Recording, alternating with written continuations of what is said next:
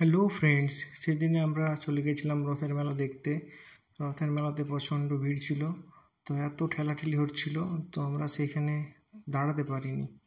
তো তাই একটু দূরে চলে গেলাম। এখানে প্রসাদ বিতরণ হচ্ছিল, খুব ভিড় ছিল, প্রচণ্ড ভিড়। এই তোমরা দেখতে পাচ্ছ।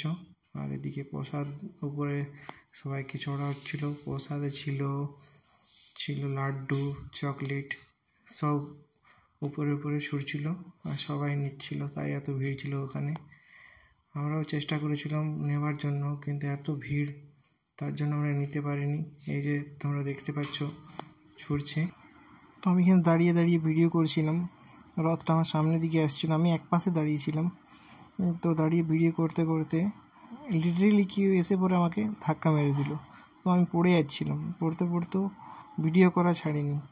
তো আমাকে একজন এসে বলল, দাদা রাস্তাটা ছাড়ুন, ভিডিওটা পরে করলে হবে। তো আমি এক পাশেই দাঁড়িয়েছিলাম,